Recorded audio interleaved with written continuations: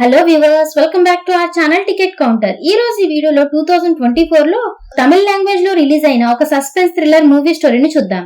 ఆ మూవీ పేరే finder. Movie అయితే చివరి వరకు చాలా ఇంట్రెస్టింగ్ గా సస్పెన్స్ తో ఉంటుంది. అందుకే ఎక్కడా మిస్ చేయకుండా ఎండ్ వరకు చూడండి. ఇలాగే మరికొన్ని వీడియోస్ ని చూడాలి అనుకుంటే మన ఛానల్ ని సబ్స్క్రైబ్ చేసుకుని ఫాలో అవుతూ ఉండండి. మరి మూవీని స్టార్ట్ చేద్దామా? మూవీ స్టార్ట్ అవగానే డైలన్ అనే పేరు గల ఒక లాయర్ ఒక కాలేజ్ కి చీఫ్ గెస్ట్ గా వెళ్లి తన గురించి అందరికీ చెప్పి వాళ్ళని మోటివేట్ చేస్తాడు. ఆ స్పీచ్ లో భాగంగానే డైలన్ క్రైమ్ కి రిలేట్ అయిన కొన్ని మాటలను మాట్లాడతాడు. వాసు అనే అబ్బాయి, నిత్య అనే అమ్మాయి ఆ కాలేజ్ లోనే స్టూడెంట్స్. ఈ డైలన్ ప్రతి ఒక్కరిని వాళ్ళ డ్రీమ్స్ గురించి అడుగుతూ ఉంటాడు. అలా వాసుని కూడా అడగగా దానికి వాసు పైకి నిలబడి లేచి, నేను ఒక ఏజెన్సీని స్టార్ట్ చేసి జైల్లో ఉన్న ఇన్నోసెంట్ వాళ్ళని కాపాడుతాను. ఈ రోజుల్లో కొంతమందిని నేరం చేయకపోయినా చేశారని అసలు నేరస్తులకు బదులు అమాయకుల్ని జైలుకి పంపిస్తున్నారు. అలాంటి వాళ్ళని కాపాడడానికి నేను ఒక ఏజెన్సీని మొదలు పెట్టాలని అనుకుంటున్నాను. అమెరికాలో ఉన్న ఇన్నోసెన్స్ అనే ఏజెన్సీ గురించి తెలిసాకే నాకు ఈ ఐడియా వచ్చింది. వాళ్ళు కూడా ఇలానే అమాయకుల్ని బయటికి తీసుకువస్తూ ఉంటారు అని ఎగ్జాంపుల్ గా ఇండియాలో 1980s లో జరిగిన ఒక కేసు గురించి చెప్పడం మొదలు పెడతాడు. అప్పుడు ఒక మహిళ హత్యకు గురవుతుంది. కానీ పోలీసులు హత్య చేసిన వ్యక్తిని పట్టుకోలేకపోతారు. అందువల్ల ఆ పోలీసులు ఒక అమాయక వ్యక్తిని పట్టుకుని జైల్లో వేశారు. ఆ తర్వాత అతన్ని బాగా కొడుతూ టార్చర్ చేస్తూ, చనిపోయిన ఆమె నీ భార్య, నువ్వే నీ భార్యని చంపేశానని కోర్టులో చెప్పు అని చాలా బలవంతం చేస్తూ టార్చర్ చేస్తారు. దాంతో పోలీసుల టార్చర్ తట్టుకోలేక ఆ వ్యక్తి వీళ్ళు చెప్పిందే చేస్తానని యాక్సెప్ట్ చేస్తాడు. కానీ పోలీసులు ఆ వ్యక్తిని కోర్టుకి తీసుకువెళ్లగా ఆ కోర్టుకి ఆ వ్యక్తి రియల్ భార్య కూడా వస్తుంది. ఆమెను చూసిన అందరూ హైరాణ పడతారు. ఒకవేళ ఈ వ్యక్తి తన భార్యని హత్య చేస్తే మరి ఈమె ఎవరు అని అడుగుతూ ఉంటారు. అప్పుడే అందరికీ ఈ వ్యక్తి అమాయకుడు అని, అతను ఏ హత్య చేయలేదని, అతన్ని పోలీసులు బలవంతంగా కేసు సాల్వ్ చేయడానికే తనని ఇందులో ఇరికించారని తెలుస్తుంది. ఇలాంటి కేసెస్ ఇండియాలో చాలా ఉన్నాయి. ఇలాంటి కేసెస్ లో అమాయకుల్ని జైల్లో వేస్తున్నారు. అందువల్లే అమాయకుల్ని కాపాడే ఏజెన్సీని మొదలు పెట్టాలనుకుంటున్నాను అని చెప్తాడు. అలా వాసు ఐడియా విన్న తర్వాత ఆ లాయర్ వాసుని చాలా అప్రిషియేట్ చేస్తాడు. ఆ తర్వాత అడ్వకేట్ వాసుని చూసి, నీకు ఫ్యూచర్ లో ఏదైనా అవసరం అయితే నాకు చెప్పు, నేను ఖచ్చితంగా నీకు సహాయం చేస్తాను అని అంటాడు. ఆ తర్వాత కొన్ని రోజులకి వాసు, నిత్యాలు కలిసి ఫైండర్ ఏజెన్సీ అనే పేరుతో ఏజెన్సీని మొదలు పెడతారు. ఆ ఏజెన్సీలో వీళ్ళ పని ఏంటి అంటే జైల్లో ఇరుక్కుని ఉన్న అమాయకుల ప్రజల్ని కాపాడడమే. వాసు, నిత్యాల ఏజెన్సీలో వాళ్ళ ఫ్రెండ్స్ కూడా వాళ్ళకి కేసెస్ ని సాల్వ్ చేయడంలో చాలా సహాయం చేస్తూ ఉంటారు. అలా మెల్లమెల్లగా వాళ్ళ ఏజెన్సీ చాలా మంచిగా పనిచేస్తూ ఉంటుంది. అంతేకాదు వాసు ఇంకా నిత్యాలు వాళ్ళ దగ్గరికి వచ్చిన కేసెస్ ని సాల్వ్ కూడా చేస్తూ ఉంటారు. అలా ఒక రోజు పాయల్ అనే పేరు గల ఒక అమ్మాయి న్యూస్ పేపర్ ని చూస్తూ ఉండగా వాసు ఏజెన్సీ అడ్వర్టైజ్మెంట్ కనిపిస్తుంది. ఆ అడ్వర్టైజ్మెంట్ ని చూసి పాయల్ నేరుగా వాసుకి ఫోన్ చేసి, మా నాన్న జైల్లో ఉన్నారు. మా నాన్న పేరు పీటర్. నేను మా నాన్నని జైలు నుంచి బయటికి తీసుకురావాలనుకుంటున్నాను. మా నాన్న అమాయకుడు అని చెప్తుంది. ఆ మాటలు విన్న వాసు పాయల్ ని ఏజెన్సీకి రమ్మని చెప్తాడు.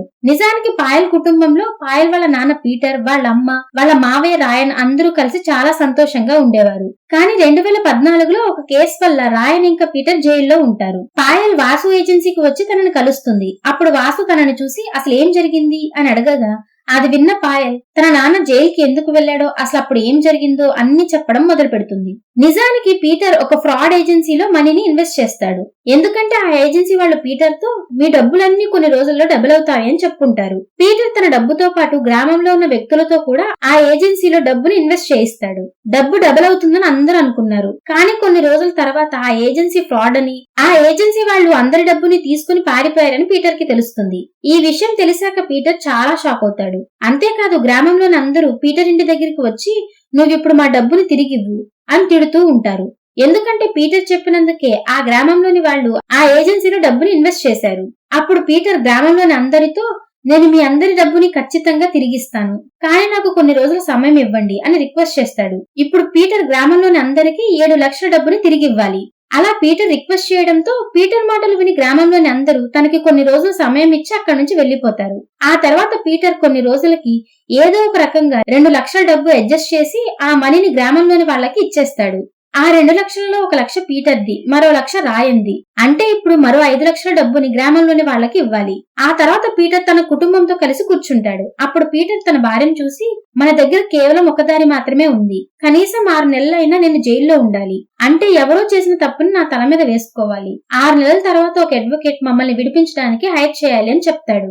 అంతేకాదు పీటర్ తాను ఇంకా రాయల్ జైలుకి వెళ్లిపోతే గ్రామంలో వాళ్ళకి ఇవ్వాల్సిన డబ్బు గడువు సమయం ఇంకా పెరుగుతుంది అని ఆలోచిస్తాడు. మరో ప్లస్ పాయింట్ ఏంటంటే ఒకవేళ వీళ్ళు వేరే వాళ్ళ నేరాన్ని వీళ్ళ తల మీద వేసుకుంటే వీళ్ళకి చెరో 5 లక్షలు వస్తాయి. అలా పీటర్ తన భార్యను చూసి ఒకవేళ మనం ఈ పని చేస్తే ఆ 5 లక్షలు గ్రామంలోని వాళ్ళకి ఇవ్వచ్చు, మిగతా 5 లక్షలు మనం వాడుకోవచ్చు అని చెప్తాడు. ఆ తర్వాత పీటర్ ఇంకా రాయన్ హత్య చేసిన నేరానికి జైలుకి వెళ్తారు. కానీ వాళ్ళ అడ్వకేట్ ఉంటాడు కదా, అతను పీటర్ ఇంకా రాయన్లను జైలు నుంచి బయటకు తీసుకురాలేకపోతాడు. ఎందుకంటే వీళ్ళు హత్య చేసిన నేరానికి జైలుకి వెళ్తారు. అదే విధంగా అడ్వకేట్ దగ్గర వీళ్ళిద్దరూ ఇన్నోసెంట్ అని ప్రూవ్ చేయడానికి ఏ ఎవిడెన్స్ ఉండదు. ఆ విధంగా పీటర్ ఇంకా రాయన్ జైల్లోనే ఉండిపోతారు. ఇదంతా పాయల్ వాసుకి చెప్పిన తర్వాత పాయల్ తనను చూసి, మా నాన్న ఒక కౌన్సిలర్ ని హత్య చేసిన నేరానికి జైలుకి వెళ్లాడు. ఈ విషయం మా నాన్న కేసుని వాదించిన అడ్వకేట్ చెప్పారు. మా మావయ్య ఇంకా నాన్న ఆ కౌన్సిలర్ హత్య కేసులో జైలుకి వెళ్లారు అని చెప్తుంది. వ్యూవర్స్, మీకేమనిపిస్తుంది? పీటర్ ఇంకా రాయన్లకి డబ్బు ఆశ చూపించి జైలుకి పంపించింది ఎవరు అనే కదా? వీళ్ళకి డబ్బు ఆశ చూపించి జైలుకి పంపించిన వ్యక్తే హత్య చేసి ఉండవచ్చు కదా? ఈ క్వశ్చన్స్ అన్నిటికీ ఆన్సర్ మనకు కాస్త అయితే తెలుస్తుంది. పీటర్ హత్య కేసులో జైలుకి వెళ్లాడు. జైల్లో నుంచి రిలీజ్ అవ్వడం చాలా కష్టమని తెలుసుకొని పాయల్ ఇంకా పాయల్ వాళ్ళమ్మ ఇద్దరు ఆత్మహత్య చేసుకోవడానికి మందు తాగుతారు. అప్పుడు పాయల్ వాళ్ళమ్మ చనిపోతుంది. కానీ గ్రామంలోని ఒక వ్యక్తి వచ్చి పాయల్ని కాపాడుతారు. అలా చెప్తూ చెప్తూ పాయల్ వాసును చూసి, మా మావయ్య రాయన్ జైల్లోనే చనిపోయాడు. ఏదో అనారోగ్య సమస్య వల్ల 2017లో చనిపోయాడు. మా నాన్న కూడా అలానే ఎక్కడ చనిపోతారేమో అని నాకు భయం వేస్తుంది. అందువల్లే మీరు మా నాన్నని జైలు నుంచి బయటికి తీసుకుని రావాలి అని చెప్తుంది. ఆ తర్వాత వాసు అండ్ నిత్యాలు కలిసి పాయల్ వాళ్ళ నాన్న కేసుకి సంబంధించిన ఇన్ఫర్మేషన్ ని తెలుసుకోవడంలో బిజీగా ఉంటారు. వాసు నిత్యతో కలిసి పాయల్ గ్రామానికి వెళ్తాడు. కానీ ఆ గ్రామంలోని వాళ్ళ దగ్గర నుంచి వీళ్ళిద్దరికి అంత ఇన్ఫర్మేషన్ ఏమీ దొరకదు. ఎందుకంటే ఆ కేసుకి సంబంధించిన ఏ ఇన్ఫర్మేషన్ గ్రామంలోని వాళ్ళకి ఏమీ తెలియదు. ఆ తర్వాత వాసు ఇంకా నిత్యలు కలిసి ఒక కార్ మెకానిక్ దగ్గరికి వెళ్తారు. అతనికి ఆ కౌన్సిలర్ కి సంబంధించిన ఏదో విషయం తెలిసే ఉంటుందని వీళ్ళకి ఇన్ఫర్మేషన్ వస్తుంది. అలా అతని దగ్గరికి వెళ్ళగా ఆ మెకానిక్ నిత్య అండ్ వాసులకు కౌన్సిలర్ కిడ్నాప్ అవడాన్ని మొత్తం నేను చూశాను. 2 వ్యక్తులు కలిసి కౌన్సిలర్ ని కిడ్నాప్ చేశారు. అంతేకాదు కౌన్సిలర్ ని ఆటోలో కూర్చోబెట్టుకుని వెళ్లారు. ఆ ఇద్దరిలో ఒక వ్యక్తి రాయన్, మరొకరి ఫేస్ ని నేను చూడలేకపోయాను అని చెప్తాడు. దీన్ని బట్టి మనకు అర్థమయ్యే విషయం ఏంటంటే ఆ రెండో వ్యక్తి గురించి ఆ మెకానిక్ కి ఏమీ తెలియదు అని. కానీ రాయన్ ఈ కిడ్నాప్ లో భాగంగా ఉన్నాడు అని మనకు అర్థమవుతుంది. అంటే రాయన్ కి కౌన్సిలర్ కిడ్నాప్ లో సంబంధం ఉంది. ఆ తర్వాత వాసు అండ్ నిత్య ఆ ఊరి పోలీస్ ఆఫీసర్ దగ్గరికి వెళ్తారు. ఆ పోలీస్ ఆఫీసర్ వీళ్ళని చూసి, ఒక రోజు కౌన్సిలర్ భార్య కార్ మెకానిక్ కలిసి కౌన్సిలర్ గారు మిస్ అయ్యారని కంప్లైంట్ ఇవ్వడానికి వచ్చారు. మేము చాలా వెతికాం, కానీ ఆయన మాత్రం మాకు దొరకలేదు. ఆ తర్వాత 2 రోజులకి మా దగ్గరికి పీటర్ ఇంకా రాయన్ వచ్చి కౌన్సిలర్ ని వాళ్లే కిడ్నాప్ చేసి చంపేశామని ఒప్పుకున్నారు. అంతేకాదు వాళ్ళు కౌన్సిలర్ శరీరాన్ని సముద్రంలో పడేశామని చెప్పారు. అందువల్లే కౌన్సిలర్ శవం గురించి కూడా మాకేం తెలియలేదు అని చెప్తాడు. దాంతో వాసు అండ్ నిత్యలు కలిసి కౌన్సిలర్ భార్య దగ్గరికి వెళ్తారు. ఇప్పుడు కౌన్సిలర్ భార్య చాలా ధనవంతురాలిగా లగ్జరీ లైఫ్ ని లీడ్ చేస్తూ ఉంటుంది. కౌన్సిలర్ భార్యకి నిత్య అండ్ వాసులు తన భర్త కేసు గురించి కొత్త ఇన్ఫర్మేషన్ తెలుసుకోవడానికి వచ్చారని తెలియగానే కౌన్సిలర్ భార్య ఎటువంటి ఆన్సర్ చెప్పడానికి సిద్ధంగా ఉండదు. ఆ తర్వాత ఆ కౌన్సిలర్ భార్య వీళ్ళని అక్కడి నుంచి వెళ్లిపోమని చెప్తుంది. అప్పుడు వాసు నిద్రలకి కౌన్సిలర్ భార్య మీద డౌట్ వస్తుంది. కానీ చేసేదేమీ లేక వాళ్ళు అక్కడి నుంచి తిరిగి వచ్చేస్తారు. ఆ తర్వాత వాసు నిద్రలు కలిసి పీటర్ కేసుని వాదించిన లాయర్ దగ్గరికి వెళ్తారు. 2014లో రాయన్ ఇంకా పీటర్లని ఆ కేసు నుంచి విడిపించడానికి ప్రయత్నించిన అదే లాయర్ దగ్గరికి వెళ్తారు. అప్పుడు ఆ లాయర్ వీళ్ళని చూసి, ఒక రాత్రి నేను నా ఫ్రెండ్స్ తో కలిసి కూర్చొని మాట్లాడుతుండగా అప్పుడే పీటర్ ఇంకా రాయన్లు నా దగ్గరికి వచ్చారు. ఆ హత్య కేసు గురించి నాకు చెప్పి దీని నుంచి ఎక్కువ శిక్ష పడకుండా వాళ్ళని కాపాడమని నన్ను అడిగారు అని చెప్తాడు. అందువల్లే కోర్టులో ఆ అడ్వకేట్ పీటర్ ఇంకా రాయన్ల కేసుని వాదిస్తాడు. కానీ ఇది ఒక హత్య కేసు అయినందువల్ల పీటర్ ఇంకా రాయన్లని కాపాడడానికి చాలా కష్టమైంది. అంతేకాదు వీళ్ళు ముందుగానే పోలీస్ ఆఫీసర్ కి వీళ్ళే హత్య చేశారని చెప్పారు. అందుకే వీళ్ళకి జైలు శిక్ష పడింది. నిజానికి ఆ లాయర్ పని పీటర్ ఇంకా రాయన్లకి 6 నెలల శిక్ష పడేలా చేయడం. కానీ ఆ లాయర్ ఈ పనిని చేయలేకపోతాడు. అందువల్లే వీళ్ళకి జీవిత ఖైదు శిక్ష పడుతుంది. అందువల్లే వాళ్ళకి జీవిత ఖైదు శిక్ష పడింది. ఈ విధంగా లాయర్ ద్వారా కూడా వాసు అండ్ నిత్యలకి ఆ హత్య కేసు గురించి ఏమీ ఇన్ఫర్మేషన్ దొరకదు. అందువల్ల వీళ్ళు అక్కడి నుంచి వెళ్లిపోతారు. ఆ తర్వాత వాసు అండ్ నిత్యలు జైల్లో ఉన్న పీటర్ దగ్గరికి వెళ్లి కలుస్తారు. అప్పుడు పీటర్ వీళ్ళని చూసి, ఫ్రాడ్ జరిగినప్పటి నుంచి నేను రోజంతా బాధలోనే ఉండేవాడిని. గ్రామంలోని వాళ్ళ డబ్బుని ఎలా తిరిగి ఇవ్వాలని ఆలోచిస్తూ ఉన్న సమయంలో ఒకసారి రాయన్ నా దగ్గరికి వచ్చి తన దగ్గర ఒక దారి ఉంది అని చెప్పి, అలా రాయన్ నన్ను గురు అనే వ్యక్తి దగ్గరికి తీసుకుని వెళ్లి తనని పరిచయం చేశాడు. అప్పుడు గురు మమ్మల్ని చూసి, ఇలా చూడండి, మీరే ఆ కౌన్సిలర్ హత్యను చేశారు అని పోలీసులకు మీరే చెప్పాలి. మీరే మిమ్మల్ని ఇరికించుకోవాలి. ఈ పని చేస్తే మీకు ఒక్కొక్కరికి 5 లక్షలు వస్తాయి. అంతేకాదు మీకు ఎక్కువ శిక్ష కూడా పడదు, ఎందుకంటే కౌన్సిలర్ శవం దొరకడం లేదు, అందుకే జడ్జ్ కూడా బహుశా ఈ కేసుని తొందరగా క్లోజ్ చేస్తాడు అని చెప్తాడు. పీటర్ చాలా అమాయకుడైనందువల్ల గురువు మాటలను నమ్మేస్తాడు. కానీ రాయన్ కి ఈ పని చాలా ఈజీగా అనిపిస్తుంది. ఎందుకంటే రాయన్ చాలాసార్లు డబ్బు తీసుకొని వేరే వాళ్ళు చేసిన నేరాన్ని తన నెత్తిన వేసుకొని ఉంటాడు. ఈ విధంగా రాయన్ డబ్బును సంపాదించేవాడు. ఆ తర్వాత గురువు రాయన్ అండ్ పీటర్లకి కౌన్సిలర్ ని మీరే కిడ్నాప్ చేసి చంపేసి శరీరాన్ని సముద్రంలో పడేశామని పోలీసులకు చెప్పండి అని చెప్తాడు. దీన్ని బట్టి మనకి గురువు కౌన్సిలర్ హత్య కేసులో భాగంగా ఉన్నాడని తెలుస్తుంది. కానీ గురువునే కౌన్సిలర్ ని హత్య చేశాడా అనేది మాత్రం తెలియదు. కానీ ఎవరు కౌన్సిలర్ ని చంపారో ఈ విషయం మాత్రం గురువుకి తెలుసు. వాళ్ళని తప్పించడానికి గురువు వీళ్ళని ఇరికిస్తున్నాడు. అసలు ఎవరిని ఇరికిద్దామా అనుకునే సమయంలో గురువుకి పీటర్ ఇంకా రాయన్లు గొర్రెలుగా దొరుకుతారు. ఇలా ఎవరినో ఒకరిని ఇరికించమని గురువుకు చెప్పిన వ్యక్తే ఖచ్చితంగా కౌన్సిలర్ ని చంపి ఉంటాడు. అందువల్లే అతను గురువుకి ఆర్డర్ ఇచ్చి ఈ పనిని చేయమని చెప్పుంటాడు. ఆ తర్వాత మళ్ళీ వాసు అండ్ నిద్యలు కలిసి కౌన్సిలర్ భార్య దగ్గరికి వెళ్తారు. కానీ ఈసారి కూడా కౌన్సిలర్ భార్య ఏం చెప్పడానికి సిద్ధంగా ఉండదు. దాంతో వాసు ఆమెను చూసి, నువ్వు మేమడిగిన ప్రశ్నలకి సమాధానం చెప్పకపోతే మేం నీ మీదే కేసు వేయాల్సి వస్తుంది అని బెదిరిస్తాడు. అప్పుడు ఆ కౌన్సిలర్ భార్య వాసు అడిగే ప్రశ్నలకి సమాధానం ఇవ్వడానికి ఒప్పుకుంటుంది. అప్పుడు వాసు ముందుగా, నువ్వే నీ భర్తని హత్య చేయలేదని మేమెలా నమ్మాలి? నిన్ను చూస్తే నీ భర్త చనిపోయిన ఎన్ని సంవత్సరాల తర్వాత కూడా ఇలాంటి లగ్జరీ లైఫ్ ని జీవిస్తున్నావు అని అడగగా అది విన్న ఆమె, ఈ డబ్బు నా భర్తదైనప్పుడు అది ఒక రకంగా నాదే కదా, మరి అలాంటప్పుడు నేను నా భర్తని ఎలా చంపుతాను అని అంటుంది. అప్పుడు అవును, ఈవిడ చెప్పిన ఆన్సర్ కూడా కరెక్టే కదా అనుకుని ఆ తర్వాత వాసు ఆమెను చూసి, కౌన్సిలర్ గారు ఎక్కువగా ఎక్కడికి వెళ్లేవారు అని అడగగా అది విన్న ఆమె, నా భర్త ఎక్కువ సార్లు ఒక రుద్రయోగి అనే పేరు గల మఠానికి వెళ్లేవారు, ఆ మఠంలో ఎక్కువగా సాధువులుంటారు అని చెప్తుంది. ఈ విషయం తెలుసుకుని వాసు నిద్యలు ఆ మఠం గురించి ఇంకా ఇన్ఫర్మేషన్ ని కనుక్కుంటారు. అప్పుడు వాళ్ళకి మఠంలో కొన్ని రహస్యాలున్నాయని, మఠంలో 2014లో ఒక రైడ్ జరిగిందని, ఆ రైడ్ లో చాలా బ్లాక్ మనీ దొరికిందని, ఆ మఠంలో బ్లాక్ మనీని వైట్ మనీగా మార్చేవారని, ఆ మనీ ఒక పెద్ద మాఫియా లీడర్ అయినటువంటి భీమా అనే వ్యక్తివని తెలుస్తుంది. నిజానికి గురు భీమా కోసమే పనిచేస్తూ ఉంటాడు. భీమా అనే వ్యక్తి గురువుకి బాస్. అంటే భీమని ఆ కౌన్సిలర్ ని చంపి ఉంటాడని లేదా చంపేలా చేశాడని తెలుస్తుంది. కానీ ఆ సమయంలో భీమా ఇంకా కౌన్సిలర్లు ఇద్దరు మంచి స్నేహితులుగా ఉండేవారు. మరి అలాంటప్పుడు భీమా తన స్నేహితుడైన కౌన్సిలర్ ని ఎందుకు చంపాడు? ఈ ప్రశ్నకి సమాధానం మనకు కాస్త అయితే తెలుస్తుంది. ఆ తర్వాత వాసు నిద్యలకి భీమా ఈ కౌన్సిలర్ మర్డర్ జరిగిన సమయంలోనే, అంటే 10 సంవత్సరాల క్రితం తన ఇంటి పక్కనే ఉన్న ప్లాట్ ని 3 రెట్లు ఎక్కువ డబ్బుకు కొన్నాడని తెలుస్తుంది. కానీ 3 రెట్లు ఎక్కువ డబ్బు ఇచ్చి ఎందుకు ఆ ప్లాట్ ని కొంటాడు? అంటే అక్కడ ఏదో తేడా ఉంది అని వీళ్ళకి అనిపిస్తుంది అని వాసు బాగా ఆలోచించి ఈ ప్లాట్ గురించిన విషయాన్ని వాసు ఒక పోలీస్ ఆఫీసర్ కి చెప్తాడు. దాంతో ఆ పోలీస్ ఆఫీసర్ ఆ ప్లాట్ లో తవ్వించగా అక్కడ వాళ్ళకి ఒక మనిషి స్కెలిటన్ దొరుకుతుంది. అక్కడ వీళ్ళకి ఒక మనిషి అస్థి పంజరం దొరుకుతుంది. ఇప్పుడు మనకేమనిపిస్తుందంటే బహుశా ఆ అస్థి పంజరం కౌన్సిలర్ దే అని. మీరు కూడా అదే అనుకున్నారు కదా?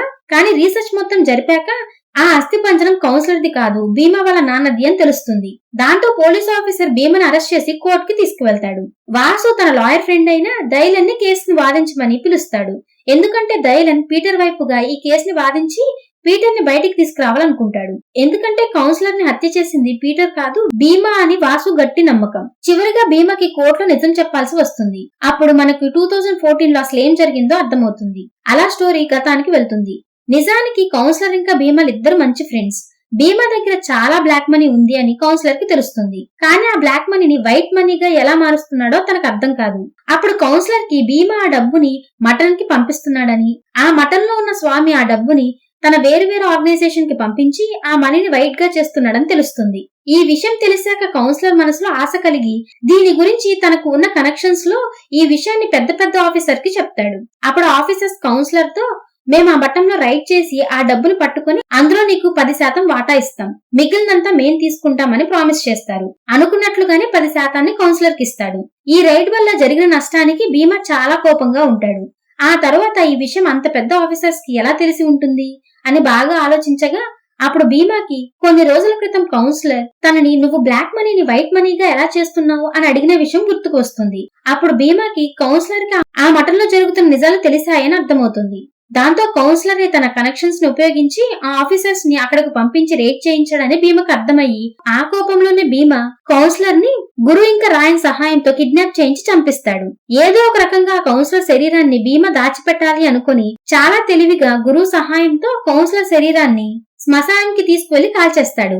సరిగ్గా అదే సమయంలో శ్మశానంలో ఉన్న కొంతమంది భీమాకి తెలిసిన వాళ్ళు ఉండడంతో తనని చూసి ఎవరిని మీరు ఇక్కడ కాలుస్తున్నారు అని అడగగా అది విన్న భీమా అస్సలు భయం లేకుండా ఇంత కూడా ఆలోచించకుండా మా నాన్న హార్ట్అటాక్ వల్ల చనిపోయారు, అందువల్లే మా నాన్న అంతిమ సంస్కారాలు చేయడానికి ఇక్కడికి వచ్చాను అని చెప్పి భీమా ఇరుక్కుంటాడు. ఎందుకంటే భీమా వాళ్ళ నాన్న అప్పటికి బ్రతికే ఉంటాడు. అందువల్ల తన నిజం ఎక్కడ బయటపడుతుందో అని భీమా భయపడి గురువు సహాయంతో తన నాన్నని చంపేసి తన నాన్న శరీరాన్ని తన పక్కింటి ప్లాట్ లో పాతి పెడతాడు. ఆ తర్వాత భీమాకి బహుశా ఆ ప్లాట్ లో వేరే వాళ్ళ కన్స్ట్రక్షన్ జరిగితే అందరికీ ఇక్కడ ఎవరిదో శవం పూడ్చిపెట్టారని తెలిసిపోతుంది. అప్పుడు తను ఇరుక్కుంటాను అనే ఆలోచన వచ్చి ఆ కారణంతోనే భీమనే 3 రెట్లు ఎక్కువ డబ్బు ఇచ్చి ఆ ప్లాట్ ని కొంటాడు. ఇలా చేస్తే ఆ ప్లాట్ దగ్గరికి ఇంకెవ్వరూ రారు అని తన ఆలోచన. ఈ విధంగా భీమనే కౌన్సిలర్ ఇంకా వాళ్ళ నాన్నని చంపాడని అందరి ముందు కోర్టులో ఒప్పుకుంటాడు. దాంతో కోర్టు భీమా ఇంకా గురులకి యావజ్జీవ కారాగార శిక్షను విధిస్తుంది. అంతేకాదు ఆ మఠంలో బ్లాక్ మనీని వైట్ మనీగా మార్చిన నేరానికి ఆ బాబాకు కూడా కొన్ని సంవత్సరాలు శిక్షణ విధిస్తుంది. ఈ విధంగా పీటర్ జైలు నుంచి రిలీజ్ అవుతాడు. ఎందుకంటే పీటర్ ఎటువంటి నేరం చేయకుండా జైలుకి వెళ్లిన అమాయకుడు కాబట్టి. ఈ విధంగా వాసు ఇంకా నిత్యలు ఈ కేసుని సాల్వ్ చేస్తారు. సరిగ్గా ఇక్కడితో ఈ మూవీ ఎండ్ అవుతుంది. ఈ మూవీ మీకు ఎలా అనిపించిందో కామెంట్ చేసి చెప్తారు కదా. మీరు చేసే కామెంట్స్, లైక్స్ అండ్ సబ్స్క్రిప్షన్స్ మాకు నెక్స్ట్ వీడియో చేయడానికి ఎంతో ఎంకరేజ్మెంట్ ని ఇస్తాయి. ఈ వీడియో కనుక మీకు నచ్చినట్లయితే మీ ఫ్రెండ్స్ అండ్ ఫ్యామిలీతో కూడా తప్పకుండా షేర్ చేసుకుని సపోర్ట్ చేస్తూ ఉండండి. Thank you everyone for watching.